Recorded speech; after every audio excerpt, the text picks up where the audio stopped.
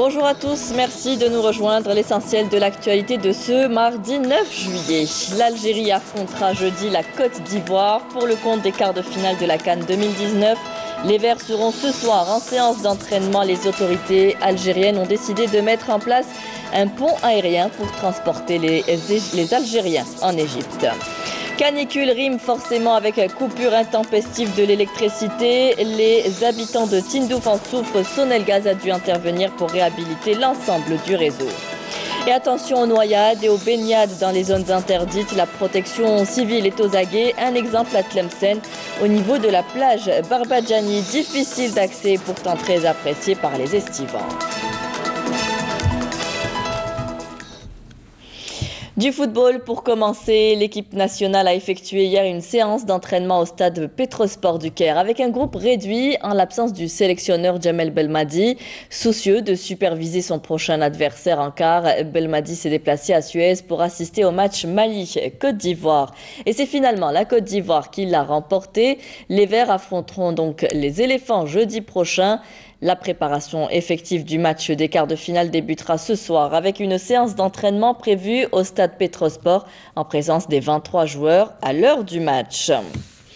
On fera le maximum, ce sont là les paroles du sélectionneur national en prévision du match de jeudi. Je vous propose de l'écouter. Ça coûte rien d'être ambitieux et d'avoir des objectifs, même s'ils sont très élevés, même s'ils paraissent impossibles. J'ai pas attendu qu'on gagne tous nos matchs de la phase de poule pour le dire. Maintenant, il se peut qu'on n'atteint pas ces objectifs-là, mais en tout cas, on fera le maximum pour ça. Je vous rappelle que la Tunisie et la Côte d'Ivoire se sont hissées hier en quart de finale à la CAN 2019 en écartant respectivement le Mali et le Ghana qui ont produit pourtant plus de jeux. Les Aigles de Carthage joueront contre les Malgaches demain après voir les deux premiers matchs de quart de finale. Le Sénégal contre le Bénin à 17h et Nigeria contre Afrique du Sud à 20h. Et vous êtes nombreux, vous, supporters, à vouloir aller encourager notre équipe au Caire. Les autorités algériennes ont décidé de mettre en place un pont aérien pour transporter les supporters de l'équipe nationale. En prévision de cette rencontre, 450 places sont disponibles. La formule retenue, qui comprend le transport par avion charter, le transfert par bus vers le stade ainsi que le ticket d'accès à la rencontre, est disponible dès aujourd'hui au prix de 35 000 dinars par personne. Un prix rendu possible grâce au concours des pouvoirs publics et de certains sponsors. Dans le reste de l'actualité, depuis le 5 juillet, de nombreuses opérations de distribution de logements ont eu lieu dans tout le pays. Mais on reviendra sur ce sujet un peu plus tard. On parlera d'abord de cette canicule. La situation est devenue critique à Tindouf où les coupures intempestives dans le réseau électrique de Sonelgaz agacent les habitants de la région. Une situation qui a poussé Sonelgaz à intervenir en lançant une grande opération de réhabilitation de l'ensemble du réseau qui comprend notamment plusieurs centaines de transformateurs ainsi que des lignes de moyenne et basse tension. Kerim Haïfa. Qui dit canicule dit systématiquement explosion de la consommation électrique, notamment dans le Grand Sud, où les pics de chaleur sont tels que tout le monde s'équipe de climatiseurs, visiblement très énergivores. Résultat des courses, des coupures d'électricité intempestives et quasi quotidiennes, une situation devenue intenable pour les habitants de la région. Il y a des coupures, mais souvent c'est au milieu de l'après-midi, vers 14-15 heures jusqu'au milieu de la soirée, vers 21h-22h. Pour améliorer la couverture électrique de la région, la Sonelgaz de Tindouf a pris le problème à bras-le-corps en lançant une opération de réhabilitation de 245 transformateurs. Cette semaine, avec la canicule, nous sommes intervenus beaucoup plus souvent que d'habitude. Ici, il y a eu des travaux pour la réalisation d'un regard pour le réseau d'assainissement. Malheureusement, ceux qui ont fait ces travaux ont endommagé le réseau souterrain de Sonelgaz. Dans l'urgence, nous avons dû raccorder les abonnés sinistrés grâce à un câble de secours. Tindouf, qui a bénéficié de nouvelles infrastructures énergétiques avec des transformateurs destinés essentiellement à alimenter en électricité autant les nouveaux quartiers que le centre-ville de Tindouf. Nous sommes en phase de réalisation de 5 transformateurs électriques ainsi que d'un réseau de 16 km de lignes de moyenne et de basse tension.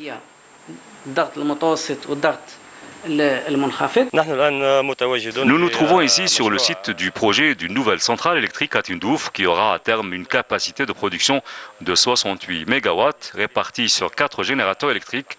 Un projet qui est en phase finale de sa réalisation avec un taux d'avancement des travaux de l'ordre de 81%. Un projet qui à terme permettra d'augmenter la capacité de production électrique de la wilaya de Tindouf qui atteindra 110 MW. Et on revient sur cette opération de distribution de logements qui ont lieu dans tout le pays depuis le 5 juillet et les attributions se poursuivent. Sidi Bel Abbès a bénéficié depuis le début de l'année de plus de 2300 logements. 1500 logements, toutes formules confondues, ont été remis également à El Oued. Menel Boutfaba. Direction le nord-est du Sahara algérien vers la wilaya d'El Oued où s'est déroulée dans une ambiance de fête une cérémonie de distribution d'un quota de plus de 1500 logements toutes formules confondues. Des aides financières et des parcelles de terrain ont également été attribuées à leurs bénéficiaires. On attend depuis 2011, Dieu merci, l'attente est finie, on a enfin un toit. On attend ce jour depuis 15 ans. Dieu merci, aujourd'hui on a enfin notre logement social. J'appelle ceux qui attendent toujours à s'armer de patience. Les logements distribués font partie d'un quota global de 7000 unités actuellement en cours de réalisation.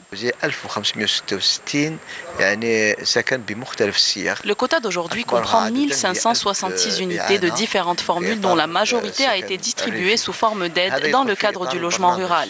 Tout cela est compris dans le cadre du programme élaboré par la wilaya dont l'un des objectifs est la distribution de 7000 logements avant la fin 2019 à ajouter aux 13 500 logements distribués durant l'année 2018. Une autre cérémonie de distribution s'est déroulée cette fois à Sidi Bel Abbès dans la commune de Sidi El Hassan où 367 logements sociaux locatifs ont été attribués au grand bonheur des bénéficiaires. Dieu merci, merci à toutes les personnes qui ont contribué à cette opération. Je suis vraiment aux anges. Merci infiniment.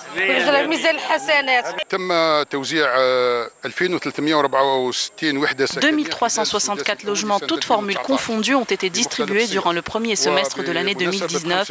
À l'occasion du 5 juillet, un autre quota de 609 unités a été distribué pour atteindre un nombre global de 2973 unités distribuées à ce jour.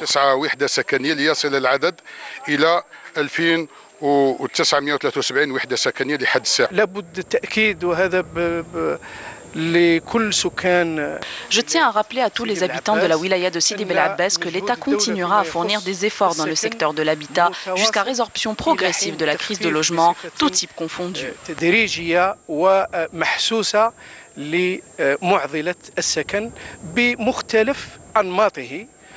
À noter qu'une nouvelle formule sera bientôt introduite selon les responsables du secteur, celle du logement social promotionnel, dans le but d'élargir la gamme de l'offre et de répondre à l'importante demande. La plage de Barbadjani, située dans la wilaya de Tlemcen, est encore à l'état sauvage et n'est accessible que par bateau. Le site est abrité par une falaise, bref, un endroit idyllique interdit à la baignade. Mais comme les estivants sont nombreux à s'y rendre, la protection civile a mis en place une patrouille pour sensibiliser et veiller sur les vacanciers. Fela Abraz. On est à la plage Barbadjani. Ce lieu magnifique attire plus d'un touriste, malgré son isolement. Avant de venir ici en famille, je consulte d'abord la météo. Je ne veux pas m'aventurer et nous mettre en danger.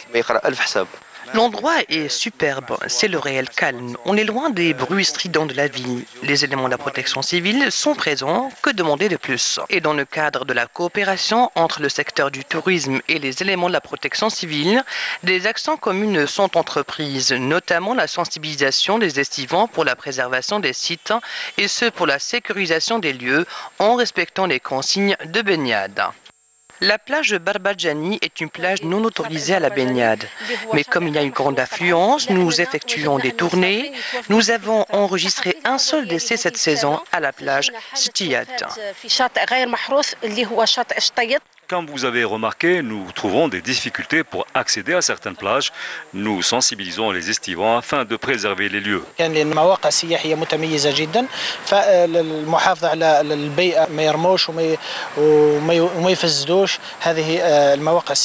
En somme, la plage Barbadjani, non autorisée à la baignade, continue d'accueillir un nombre important de baigneurs.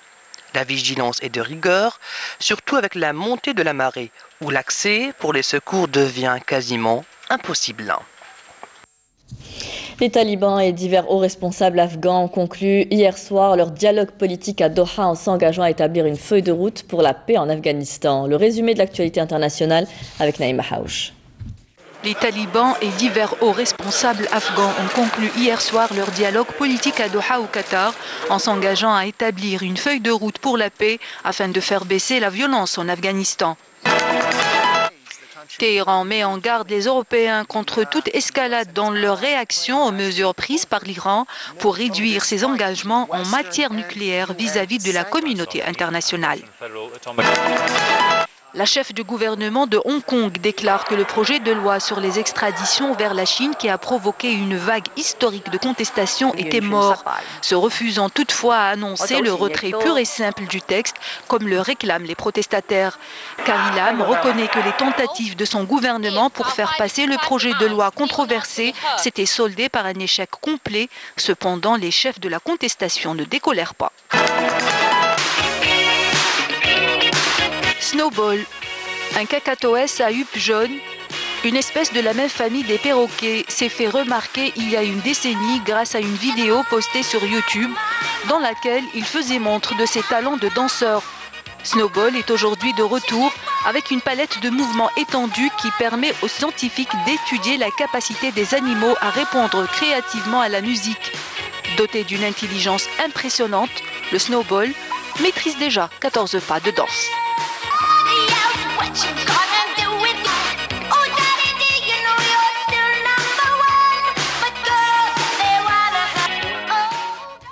Voilà un perroquet bien joyeux. Si vous êtes de passage à Tiaret, n'hésitez pas à visiter les chutes d'eau de Sidi Ouadah. Cet endroit féerique a séduit de nombreux visiteurs, de nombreux touristes. Le seul et récurrent bémol, le manque d'infrastructures. Camélia Melal. Pas besoin de visa ou de passeport.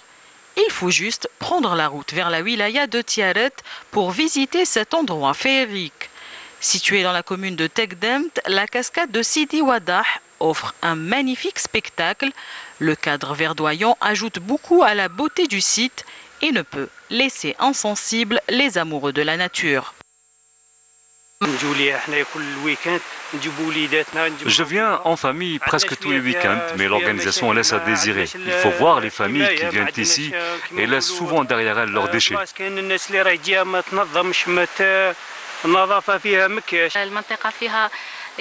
On trouve de la verdure, de l'eau. Les enfants passent du bon temps dans cet endroit, surtout en période d'été. Les chutes d'eau de Sidi Ouadah sont un véritable réservoir de la biodiversité végétale et animale. Le site connaît une influence touristique considérable, mais le manque d'infrastructures pour accueillir ses visiteurs pose souvent problème. C'est un endroit qui peut et mal aménagé. Les familles ne trouvent même pas de bons pour s'installer. C'est vraiment dommage. Le problème majeur est le manque d'infrastructures pour accueillir les familles qui viennent visiter cet endroit. J'appelle donc les autorités concernées pour intensifier les efforts afin de résoudre ce problème. La cascade de Sidi Ouadah est un magnifique site naturel où il est bon de se promener, de nager et de profiter de l'atmosphère en toute sérénité, mais le manque d'attention porté à cet endroit réduit de sa valeur. C'est la fin de ce journal. Merci à vous tous de nous avoir suivis. Vous pouvez revoir tous nos programmes sur les adresses qui s'affichent en bas de votre écran. Tout de suite, Mina Abed pour les prévisions météo. Rendez-vous ce soir avec Amina Zahouf pour le journal à 19h. Très bonne journée à tous. Au revoir.